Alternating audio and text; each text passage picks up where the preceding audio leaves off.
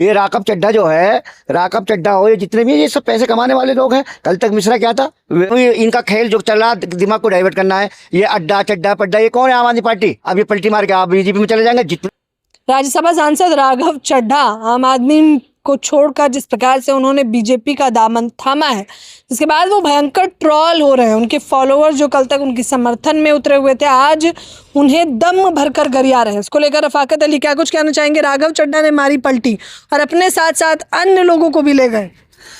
ऐसा ही अल्टी पल्टी कुछ न मार रहे, तुम्हें मिसगाइड कर रहे हैं। दलितों को, पिछड़ों को, जाटों को, गुजरों को बनिए हैं। इन्होंने माल खींचा है, पंजाब में जाकर के बिठा दिया केजरीवाल ने। उनने वहाँ पर जाकर के 2 कोटी लेकर के, कोटी 3-4 बनाई पहले तो, और वो जो नकली चेहरा बना करके इसमें सीएम बनाया था, माल खींच करके जब देख लिया कि हाँ बढ़िया कोटापुर का नाश कर दिया पंजाब का, और कर दिए तो किसी को पता ही नहीं है। माल खींच करके आप ये बीजेपी में चले जाएंगे, क्योंकि बीजेपी में जाने के बाद में दूध की धुली बीजेपी की मशीन है। वहाँ पर वो जाके मनोवादी लोग हैं। ये चड्ढा हो, केजरीवाल हो, मोदी जी हो, क्या है ये? तो पब्लिक का बेवकूफ़ बना रहे हैं। ये मैं पूछना चाहता हूँ, चड्ढा ये कहता था, इसका बयान उठा के देखो, हमारे साथ का चड्ढा है, ये चड्ढा है। कब आया है चड्ढा? हमने इस पार्टी का विमोचन करा था, कैप्टन अब्बास साहब, जो संजय सिंह थे, पूछना हमारे दोस्त हैं संजय सिंह। ये सारे लोग मनोवादी लोग हैं, पैसा इकट्ठा करते हैं, और जब देख लेते हैं कई सौ करोड़ हमने करा लिया, कई सौ करोड़ को पैसा कमाते हैं, उसके बाद में पलटी मार देते हैं। अब उसमें बीजेपी में चले गए, इंक्वायरी बंद हो गई। कहाँ ईडी, LIO, CBI, सुप्रीम सब लग रहे थे, सब खत्म। तो ये बड़े दिमाग से काम कर रहे हैं। चड्ढा पड्डा ये जितना भी है, उन्होंने जो कमाना था कमा लिया पैसा। ऐसे अब केजरीवाल को भेज दिया बंगाल में ड्रामा करने के लिए। ये सब ड्रामेबाजी, इनकी बातों में ना हो, सिर्फ एक ही बात दिमाग में घुसाओ कि देखिए, ये जो हिंदुस्तान है, ये हमारे बड़े बड़ों ने, दलित, पिछड़े, जाट, गुजरों ने बड़ी बड़ी कुर्बानी दी हैं इसके लिए। और आज दलित की बेटी कोई प्रधानमंत्री नहीं बनने देते किसी को। दलित जो प्रधानमंत्री वो बने थे राष्ट्रपति, वो VP सिंह जी ने बड़ी संघर्ष करी थी, बड़ा उन्होंने जब जाकर के वो बने थे। ये राकब चड्ढा जो है, राकब चड्ढा हो, ये जितने भी ये सब पैसे कमाने वाले लोग हैं। कल तक मिश्रा क्या था, मोदी जी का क्या कहता था कि वो क्या नाम है, उसने जो है एक CD दिखाई थी पार्लियामेंट में, विधानसभा में, क्या नाम था उसका, जो क्या नाम है, दिल्ली सरकार में मंत्री था आम आदमी पार्टी में, मतलब नाम भी इधर से किरावल नगर से MLA बन गया। तो ये सब ऐसे ही लोग हैं, इनकी बातों में ना आओ, काम की बात करो। कपिल मिश्रा कपिल मिश्रा क्या कहता था कि जी मोदी जी ने ये किया, मोदी जी ने 3 दिन लड़की को रखी, उसमें किडनैप किया, क्या हुआ, मंत्री बना बैठा। ये सारा इनकी बातों में ना हो, ये बेवकूफ़ बना करके समाजवादियों को, लोहियावादियों को, गांधीवादियों को, अम्बेडकरवादियों को एक चेहरा बना करके बड़े बड़े प्लाट अलाट करा रहे हैं रोडों पे।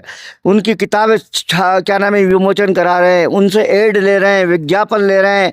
नाम किसका है, क्या नाम है जी, मधु मिले जी, चंद्रशेखर जी, सुरेंद्र मोहन जी, राव फलाने जी। अब इनसे पूछो, VP सिंह ने मंडल कमीशन की बात करी थी, उसका तो आज तक नाम निशान नहीं होता लेते ही है। क्योंकि जो दलितों के लिए, पिछड़ों के लिए काम करता है, उनकी बात नहीं करते ही है।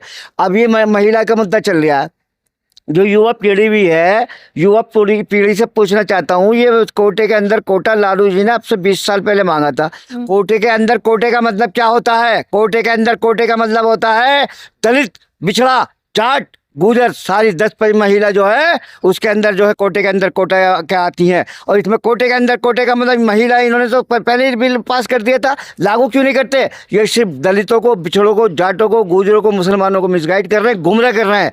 अब ये कोटे के अंदर कोटा इसलिए नहीं करते, एक नजमा अब्दुल्ला को ले आए, एक मीरा कुमारी को ले आए, 28 मनोवादी भर दी, 10% 33% कोटा जो है, कोटे को का नाम का, महिलाओं के नाम का कोटा ले लिया इन्होंने, और सारी वो पूंजीपति उद्योगपतियों की भतीजी बहना। लेकिन इसकी मांग को लेकर अखिलेश यादव ने जब कहा कि कोटे के अंदर कोटा देना चाहिए और SC ST OBC माइनॉरिटी की महिलाओं को शामिल करना चाहिए, तो गृह मंत्री अमित शाह जी ने कहा कि आप सारी टिकटें अपनी मुसलमानों को दे दीजिए, हमें क्या करना है?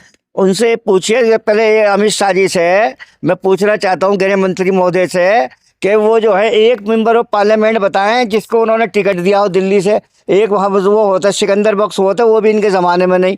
ये सारे जो है सिस्टम तड़ीपार लोग हैं, ये सिर्फ मनोवादी लोग हैं। इन्हें कोई महिला से मतलब नहीं, मुस्लिम से मतलब नहीं, दलित से मतलब नहीं, इन्हें किसी से मतलब नहीं। इन्हें उद्योगपति और पूंजीपतियों से मतलब है, और गुजरातियों से। गुजराती इन्होंने बिठा दिए, 95% लोगों का कब्जा हो गया। मशीनों पर, बैलेट पेपर पर इलेक्शन करा के दिखा दें। अब ये ममता का इनका ड्रामा चलेगा, दिमाग को डाइवर्ट कर देंगे, लोग चले जाएंगे, ममता ममता ममता।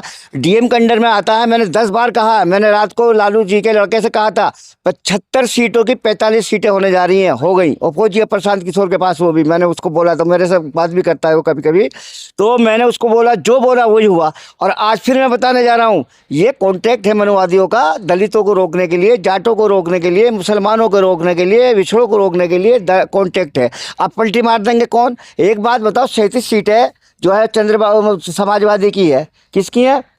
अखिलेश यादव जी की। उनका नाम सुना कभी तुमने? चंद्रबाबू नायडू का नाम सुना प्रधानमंत्री का? ये नीतीश का क्यों है? 10 बार नीतीश ही सीएम क्यों है? क्यों है नीतीश का सीएम बनने का मतलब ये है कि जो है डीएम के अंडर में, जो सीएम के अंडर में जो आता है वो डीएम आता है, और डीएम देता परमाणु पत्र और परमाणु आरओ को। और जो अगर सीएम नहीं होगा तो ममता क्यों नहीं हार रही? ममता के अंडर में डीएम है, डीएम के अंडर में सीएम होता है, सीएम के अंडर में डीएम होता है, डीएम के अंदर आरओ होता है, आरओ परमाणु पत्र देता। जिस दिन डीएम सीएम हट गया उसका खत्म है कहानी। वहाँ से 3 सीटें रह जाएंगी ममता की।